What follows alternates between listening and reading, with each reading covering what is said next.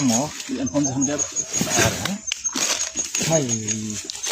طلع درونات ينزل واحد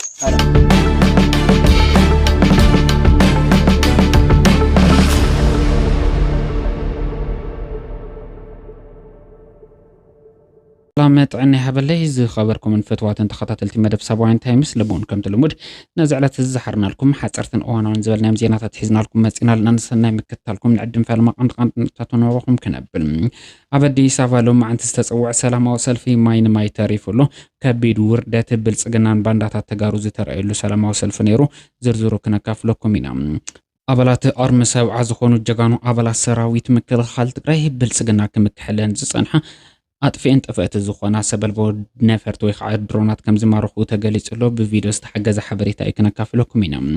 سرعة بلصقنا بعنفت بين شانغول جموز سراويت السوداني مثله بزبل سقعت والثاني من محلال في مسمر زنبرة دلدل كم زفرس وانت جالس لهم أبز قدها توسخ زرزر حبريتا كحلونا يوم بخالجين خاء كم من الجنرال أركان قبرتن سأزفلو بانداتا تجارو أبز تفرالي كتماتا تجري هزباونا عبن مفتاري سرحو كم زلو حدا ميستراو أخيبا تقالي له زرزرو كنا كفلكم هنا ناوش تعدي ناوزان بيزنس سيناتات بفلايدما واقع نداد زوسخل متفاتيرو لزرزروم انداس عبنا كنقرب لكم هنا كاباهم نصبيو بهراو بالربح حزب تግራይ ንምርጋጽ ኣብ ንገብሎ ተጋድሎም ኣብ ጎንና ክትስለፉ ላይክን ሼርን ሰብስክራይብን ምስ ትገብሩ ድማ ባንዳታት ተጋሩ የሰራጭዎም ንዘለው ብዕራይ ወለደ ሓበሬታ ኣብ ምምካት ልዑል ተራ ክህልወና ይጾጽ ሓበሬታ እውን ህዝብና ክበጽሖም ናትኩም ድጋፍ ኣገዳሲ እዩ ኩላኹም ሼር ላይክ ኮሜንት ምግባር ኣይትረሱም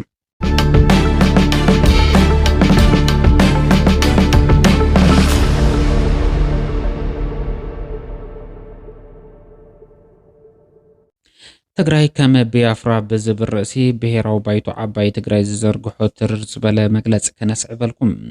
ኣብ ዝሓለፈ ናይ ጸልማት ዓመታት መንግስቲ ፌደራል ምስ መላፍንቱ ተሻሪኹም ትግራይ ከም ቢያፍራ ናይ ምግባር ፕሮጀክት ክትግበር ኣብ ልዕሊ ህዝቢ ትግራይ ጆኖሳይዳዊ ኩናት ኣዊጁ ኣማኢት ኣሽሓት ተጋሩ ጨፍጭፉም ወርዝያት ዝኾነ ኣዴታትና ናይ ሕዋትና ደፊሩን ኣዋሪዱን ይብል ኣማኢት ኣሽሓት ክመዛበሉ ተጋሩ ብምዃኖም ጥራሕ ድማ ብህይወቶም እንዳሃሉ ብሓዊ ተጠቢሶም ትግራይ ናይ مريت كوينا دم نصحانه كما وحج فاسيسي كبل اتمقلسي ازخاخيرو يوم أزي كابل زحلف صحتو زي تعرم ناي دم نقص تجري كان بيافرانا مقبار بروجكت نمزم ناي كوينات ملكع قيرو ملي عز بعد ما تجري نمفتر كابل محاص ان تجري زوص تجارب بمعسابه تجري داقم ناي دم مريت كجبره اب مش بشاوير كبيبل بايتونا ناي زي بروجكت مساسيت زخونو تجارو اب كند امايتا شحات تمزابلت وغناتنا ناب مربتهم كملسو زتورر مريتنا كملسن ابلع لحزبنا زغبر زلو ناي مدحنيت مغبي بجت ترى جنزبن نادادن اجدا كل عالم محبرسب عالمون كفلطم اب كند مغبار تግራይ كم بيافرا ناي دم مريت كغبرا ناي كوينات نغاريت زوج سلف كصوعو نر إلنا كبل يوقس سلازي ازومان صرفحان حزبن زتسلفو مساسيت جونوسايدر زخون تغارم حدا دحرزي بناتهم نغاريت كوينات افلع لحزب تግራይ نزبصح زخونه بدل مولو تحتت مخانم كنغلص نفتم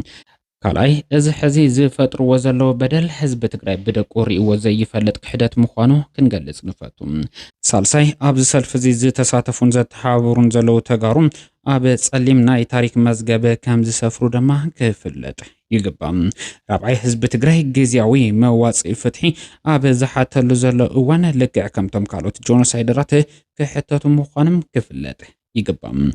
حمشاي أوشت تجري خوينم تجري كان بيافرانا مقبر بروجكت زوعو سلفي زدقفون زت حبابرون معرب تاريخ تحت مخانم نقد لسيبل تمقلصم عبنايلهم معنتي زرقو حبريتام زي تفاكا طريت مس سرائخا بمخان كم زي إلاش زي ترقاقصلو سلفي أبدي سابان دا تخايد يركم سرعة بلصقنان أداخرتون بشم تغارو لهم قدم أبدي سابا سلاماو سلفي كسالو طوالا كوانتو عالو اتسلفي ماين ماي مترافو تقليصلو أبتي تغارو نزي خوانا نستي بمقنان بانديرا تغراي بمتحز تغارو كم استسلفو نممسال زي تغبر فتنا يلنالون بزبالو تولرت تغراي كفشل كيرلو اتي بخدمتي ብልጽግና ዝተደረሰ ድራማ ብልጽግና ይምረጹ ዝብሉ ጭርሖታት ዝተጻሕፎም ከናቲራታት ዝተኸደኑን ልሙጽ ባንዴራ ምኒልክ ብዝጨበጡ ዘይብቕዓት ተዋስእቲ ተቓሊዕሎም ቴሌቪዥን ትግራይ ዘዘራረቦም ተጋሩ ነበርቲ ከተማ አዲስ አበባ እቲ ሰልፊ ካብ ውጥኑ ጀሚሩ ፍሹል ምንባሩ ብምጥቃስ ንጸገማት ትግራይ እትፈትሕ ቁልፊ ኣብ ኢድ ስርዓት ብልጽግና ፈጺማ ከም ዘይትርከብ ዝተረጋገጸሉ ሰልፊ ምዃኑ ጠቒሶም ኣለዎም። ኣብዚ ድራማዊ ሰልፊ ዘሰልፍ ዝኾነ ምኽንያት የብልናን ዝበሉ እቶም ወገናት ኣብ ልዕሊ ትግራይ ካልኣይ ዙር ኩናት ንምጅማር ዝጽውዕ ብጆኖሳይዳዊ ስርዓት ብልጽግና ዝተሰናድአ ኩነት ንኽፈሽል ተጋሩ ነበርቲ ከተማ አዲስ አበባ ብዘርእይዎ ጽንዓት ምሕባኖም ገሊጾም ኣለዎም። ናብቲ ሰልፊ ዝተጸውዑ ተወለድቲ ካልኦት ብሄራት እውን ስርዓት ብልጽግና ንኽጠፍእ ካብ ዘለዎም ድሌት ብምብጋስ ንዝቐረበሎም ጻውዒት ምንጻጎም ንስለ መትከላዊ ቅዋሞም ምስጋና ከም ዝግብኦም ድማ እቶም ቃሎም ዝሃቡ ውልቀ ሰባት ይሕብሩ። እቲ ካብ ተሰለፍቲ ንላዕሊ ፖሊሳት ዝበዝሕሉ ምንባሩ ዝተነገረሉ ሰልፊ ዝጠፈአከ ጥሪት ምስ ሰራኢኻ ብምዃን ኣይእለሽን ንዝብል ብሂል ዘረጋገጸ ፈጣሪ ሽግር ዝኾነ ስርዓት ብልጽግና ህዝቢ ትግራይ ዘጋጠሞ ጸገም ንኽፈትሕ ምጽባይ ከም ዘይከኣል ዘረድእ ምዃኑ ምሕባሮም ንምፍላጥ ተኻኢሉሎም። እዚ ከምዚ ኢሉ እንዳሃለወ ክቡራትን ፍትዋትን ተኸታተልትና ምክትል ፕሬዚዳንት ብሄራዊ ክልላዊ መንግስቲ ትግራይ ዝኾነ ኣይተ ኣማኑኤል ኣሰፋ ንሎሚ ተጋሪኹም ብዝብል ኣብ ዕላዊ ፌስቡክ ገጹ ኣብ ዘስፈሩ ሕፅር ዝበለ ጽሑፍ ሽርሒን ድራማ ብልጽግና ዘቃልዐሉ ስፍሕ ዝበለ መልእኽቲ ሕሊፉሎም በቶም ተላእኽቱ ተስፋ ዝቆረፀ ስርዓት ብልጽግና እተምጽዎ ዘለኹም መረዳእታ ኣብ መሬት የለን ኣብ ትግራይ ተሪፉ ኣብ ኣዲስ አበባ ዘለዉ ተጋሩ እኳ ንዓኹም ኣይሰምዕን ኢሉ ነቶም ባንዳታት ተጋሩ እንትነግሮም እንተተደዲኮም ኣብ አዲስ አበባ መሬት ዘንቀጥቅጥ ናይ ተጋሩ ሰልፊ ጸውዒና ክነርኢ ንኽእል ኢና ክብሉ ባንዳታት ተጋሩ ምፍካሮም ኣይተ ኣማኑኤል ኣሰፋ ይገልጽ። እንተልኩም ገንዘብን ሚድያን ተመዲብልኩም ብሎም እስኪ ኣርዩና ዝበለ ስርዓት ብልጽግና ኣብ አዲስ አበባ መሬት ዘንቀጥቅጥ ሰልፊ እቶም ባንዳታት ተጋሩ ክጽውዑ ቀኒዮም ኣለዉ።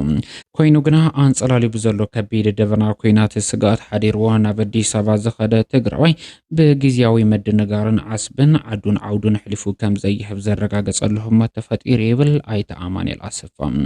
ተጋሩ ኣብ ዘይዳሶም ከም ዘይድግሱ ንዓዶም ከም ዘይክሕዱ ዝተረድኡ መሳሰይቲ ድማ ደቂ ወላይታ ከምባታን ሰባታን ኣኻኺቦም ንሎሚ ተጋሩ ኢኹም ኢሎም ከም ዝጸውዕዎም ዝተገለጸ እንትኸውን እቶም ዝተጸውዑ ድማ ንመወዳደሪ መረፃ ኣርማ ብልጽግናን ዝወከሎም ባንዴራታት ተሰኪሞም ንደርፊ ትግርኛ ብደቡብኛ እናሳዕስዑ ኣርፊዶም ክብል ኣይተ ኣማኑኤል ኣሰፋ ነቲ ዝገጠመ ፍሽለት ይገልጹ። ኣብ ዓድኻ ክትነብር ዘይፈቀደልካ ስርዓት ዓደይ ኣብ ዝበሎ ቦታ ብሰላም ክትነብር ምሕሳብ ግርህና ዝብል ቃል ኣይገልጾን ክብል ድማ ኣይተ ኣማኑኤል ኣሰፋ ኣብ ዕላዊ ፌስቡክ ገጹ ኣብ ዘስፈሩ ሕፅር ዝበለ ጽሑፍ ጠቒሱሎም። ኣብ ኮተቤ ዩኒቨርሲቲ ኮሌጅ ዝተኻየደ ሓደገኛ ሚስጥራዊ ኣኼባ ስዒቡ ዝበጽሐና ሓደገኛ ሓበሬታ ኣብ ከተማ አዲስ አበባ ፍሉይ ቦታ ኮተቤ ዩኒቨርሲቲ ኮሌጅ ሚስጥራዊ ፖለቲካውን ወተሃደራውን ምንቅስቃሳት ብተደጋጋሚ ዝሰናደሉ ቦታ ኮይኑ ይርከብ። ብመሰረት ካብቲ ከባቢ ዝረኸብናይ ጽጹይ ሓበሬታ ጽጹህ ኣቓልቦ ዝጠልቡ ናይ ጥፍኣት ውጥናት ከም ዝተሓንጸጹ ንምፍላጥ ተኻኢሉሎም። ብዕለት 9 ሓምለ 2018 ዓ.ም ብኣቆጻጽራ ገዝ ኣብ ኮተቤ ዩኒቨርሲቲ ኮሌጅ ሚስጥራዊ ኣኼባ ከም ዝተኻየደ ንምፍላጥ ተኻኢሉሎም። እዚ ኣኼባ እዚ ብሌተናል ጀነራል ጻድቃን ገብረትንሳኤ ከም ዝተመርሐ ዝተገለጸ እንትኸውን ኣብቲ ኣኼባ ዝተልዓሉ ነጥብታትን ብቐንዱ ዝተመኸረሎም ጉዳያት ኣመልኪቱን ዝተሓላለፈ ውሳነ ከም ስዕብ ናባኹም ክነብል ኣብ ትግራይ ኣብ ዝሓፀረ ግዜ ሕብራዊ ንዓቢ ንምልዓል ዝኽእል ኣወዳድባ ምምዕርራይ ብዝብል ርእሲ ኣብቲ መድረኽ ብርከት ዝበሉ ነጥብታት ተላዒሎም ከም ዝተመኸሩ ዝተገለጸ። ኣብቲ ኣኼባ ካብ ኩለን ዞባታት ትግራይ ዝተውጻጹ ጠላማትን ባንዳታትን ተጋሩ ከም ዝተሳተፉ እውን ንምፍላጥ ተኻኢሉሎም። ኣብቲ መድረኽ ሌተናል ጀነራል ጻድቃን ገብረትንሳኤ ኣብ ዘስምዖ መደር ኣብ ቃልሲና ዘለና ቃልሲ እውን ናብዚ ኣምፂና ኣሎ። ይኹን እምበር ድሕሪ ሕዚ ኣብዚ ሰብ ኣይኮነን ኣሲርና ክንቀልቦ ንኽእል ከልቢ የብልናን ዓቕምና ተወዲኡ እዩ። ስለዚ ቆሪፅና ክንቃለስ ኣለና ክብል መልእኽቱ ይቕጽል። ዕድመ ወያነ ክንሕፅሮ ኣለና ክብል እውን ወሲኹ ይቕጽል። ነዚ ዝኸውን ምቹው ኩነታት ብፍላይ ኣብ ከባብታት ዓዲግራት፣ ዶግዓ፣ ተንቤን፣ ሽረን በዝሒ ኣባላት ከም ዘለውና ክንፈልጥ ይግባእ ክብል ይሕብር። ወሲኹ እውን ውድብ ህዝባዊ ወያነ ሓርነት ትግራይ ናይ ሰላም መማረፂ ንጎኒ ብምግዳፍ ናብ ኩናት የምርሕ ከም ዘሎ ዝኸሰሰ እቲ ጀነራል በብከባቢኡ ዝገብሮ ዘሎ ፀቕጢ ድማ ዓለም ኩሉ ፈሊጥ ወይ ክብል ድሕሪ ምግላጽ ኣብ ልዕሊ ሕወሓት ዘለዎ ወንጀላ ስሚዕ እዩ ይኹን እምበር ካብ ተሳተፍቲ ዝቐረቡ ሓሳባትን ፍርሕን ጭንቅን ዝዓብለሎም ኮይኖም ተረኣዮም ሕዚ ኣብ ትግራይ እዚ ንምግባር ምቹው ኩነታት የለን ከመ እዩ ክፍጸም ጭቡጥ ዝኾነ ፖለቲካውን ጸጥታውን ክትትል እዩ ዘሎ እንታይ ክንገብር ንኽእል ዝብሉ ሕቶታት ከም ዘበገሱ ንምፍላጥ ተኻይሉሎም ብሓፈሻ እቲ መድረኽ እንትዛዘም ኣብ ትግራይ ህዝባውን ዓብ ክንፈጥር ኣለና ዝብል ስምምዕነት ከም ዝፈጸሙ ንምፍላጥ ተኻይሉሎም በርከት ዝበሉ ኣባላት እታ ኣኼባ ግን ብጥርጣር ዋላ እኳ ተወጹ ሓይልታት ሰራዊት ሱዳን ንከተማ ኩምሩክ ምቁጽጻሮም ሲዒቡ ስርዓት ብልጽግና ኣብ ከቢድ ሻቁሎትን ድንጋጸን ምእታው ክንገልጸልኩም ምጽናሕና ዝዝከር እዩ ናይዚ መርአያ ድማ ብልጽግና ሓይልታት ሰራዊት ሱዳን ንኩምሩክ ድሕሪ ምቁጽጻር ናብ ኢትዮጵያ ልሒቆም ከኣትው እዮም ብዝብል ስጋት ንኩምሩክን ዝተረፉ ከባብታት ቤንሻንጉል ጉሙዝ ብዋናነት ዘራኸበ መስመር ድልድል ከም ዘፍረስዎ ንምፍላጥ ተኻይሉሎም ብሓፈሻ ኣብ ክልል ቤንሻንጉል ጉሙዝ እንዳተንቀሳቀሱ ዝርከቡ ሓይልታት ብልጽግናን ሓይልታት RSF ኣብ ከቢድ ሻቁሎትን ድንጋጸን ከም ዝርከቡ ንምፍላጥ ተኻይሉሎም ኣብቲ ከባቢ ልዑል ወተሃደራዊ ወጥሪ ዓሲሉ ከም ዝርከቡን ተሓቢሩሎም ኣብ ቀረባ ዝርዝር እቲ ከባቢ እንታይ ይመስል ዝብሉ ሓበሬታ ናባኹም ክነብል ኢና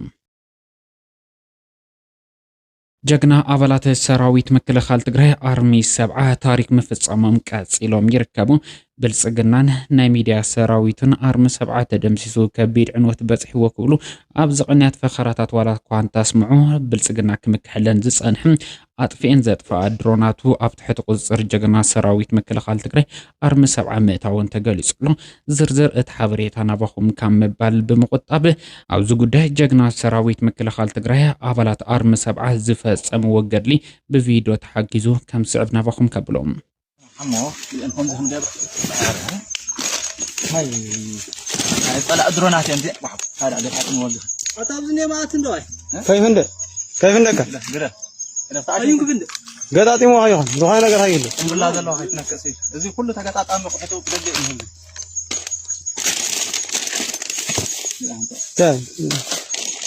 إنهم تمام ما قاعد لا كان السواشة ها والله أنا طلع درون موزي بر زور زور أنا بتطلع في دراني لا ليش نايدي على الإنسان اليوم أول ميتكال يا خان جاي لما تأكد هو فيها رأي فيها تاوان رأي نفسه أو دفاع على الإنسان ده الحمد لله أنا كأبزي زله الحمد لله تنكا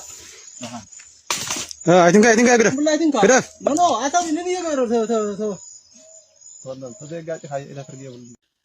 ኣሜሪካ ፕሬዝደንት ዶናልድ ትራምፕ እቲ ምስ ኢራን ተገይሩ ዝነበረ ውዕሊ ግዚያዊ መቁራጽ ተኽሲ ኣብቂዕዩ ድሕሪ ምባሉ ንሸውዓተ ተኸታተልቲ ለይቲ ኣብ ልዕሊ ኢራን መጥቃዕቲ ከም ዝፈጸመት ማእኸላይ እዝ ኣሜሪካ ኣፍሊጡ እቲ ብነፈርቲ ውግእ ድሮናትን መራኸቢ ውግእ ባሕሪ ዝተኻየደ መጥቃዕቲ ኣብ ልዕሊ ናይ ስለላ ቦታታት ወተሃደራዊ መኽዘናት ትሕተ መሬት ዝርከቡ ናይ ኣጽዋር መኻዚኖታትን ባሕራዊ ኣቕምታት ዘተኮረ ኮይኑ ኣብ ከተማታት ያዝድን ወደበ ባንደር ዓባስን ሓየልቲ ነቶክትታት ከም ዝተሰምዑ ተገሊጹሎም ኢራን ብግዲኣ ኣብ ልዕሊ መሻርክቲ ኣሜሪካ ዝኾና ሃገራት ዞባ ወሽመጥ ናይ ተኽሲ ምላሽ ክትህብ ከም ጸንሐት ዝፍለጥ እዩ ሰራዊት ዮርዳኖስ ካብ ኢራን ዝተተኮሱ 10 ሚሳኤላት ከም ዘፍሸለ ክገልጽ እንከሎ ኩዌት ድማ ብሰንኪ መጥቃዕቲ ድሮን ኢራን ወተሃደራታ ከም ዝቆሰሉን ትካላት ኤሌክትሪክ ድማ ከም ዝዓነው ገሊጾሎም ብሰንኪ እንዳተጋደደ ዝኸይድ ዘሎ ግጭት እቲ ሓደ ሕሚሽት ናይ ነዳዲ ዝመሓላለፈሉ ስትራቴጂካዊ መስመር መጻወ ሆርሙዝ ምንቅስቓስ መራኸቢ ዳርጋ ጠጠው ኢሉ ከም ዘሎ ተገሊጹሎም ሰበስልጣን ኢራን ካብ ክፍለ ሃገር ሆርሙጋዝ ብሰንኪ መጥቃዕቲ 7 ሰባት ከም ዝተቐተሉ ኣብ ሲቪላውያን ትካላት ዕንወት ከም ዝበጽሐ ሓቢሮም ኣለዉ ዋይት ሃውስ ግን ነቲ ክሲ ብምንጻግ እቲ መጥቃዕቲ ኣብ ልዕሊ ወተሃደራዊ ዒላማታት ጥራሕ ከም ዝተፈጸመ ትገልጽ ይኹን እምበር ቢቢሲ ኣብ ድልድል ጋሪፍ ዝበጽሐ ከቢድ ዕንወት ብቪድዮ ከም ዘረጋገጸ ይሕብር እዚ ሓድሽ ወተሃደራዊ ስጉምቲ ድሕሪ ምፍሻል እቲ ናይ ሰላም ዘተ ዝተኸሰተ ኮይኑ ኣብቲ ዞባ ካልእ ስጋኣት ንኽፍጠር ምኽንያት ኮይኑ ይርከብ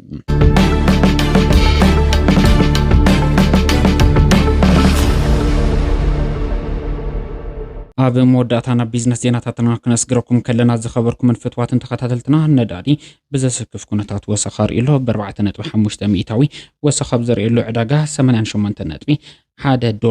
ሓደ ድፍድፍ ብሬንት ነዳዲ እንዳተሸጠ ይርከብ። ዘይተጻረየ ናይ ኣሜሪካ ነዳዲ ድማ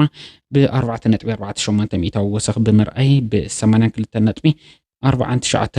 እንዳተሸጠ ከም ዝርከብ ንምፍላጥ ተኻኢሉ። ብተመሳሳሊ ኣብ ዕዳጋ ወርቂ ወሰኽ ዝተረኣየ እንትኸውን ብ1.02 ሚእታዊ ወሰኽ ዘርአየ ወርቂ ንሓደ ኦንስ ብ4017.31 ክሽየጥ ኣርፊዱሎ።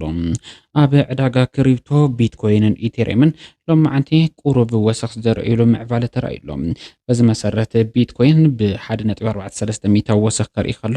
ኢቴሪየም ድማ ብ0.47 ወሰኽ ከርእየምሎ። በዚ መሰረት እውን 64,011.39 ቢትኮይንን ትሽየጥ $1846.27 ድማ ናይ ኢቴሪየም ዋጋ ኮይኑ ኣብ ዕዳጋ ክሪፕቶ ኣርፊዱሎ።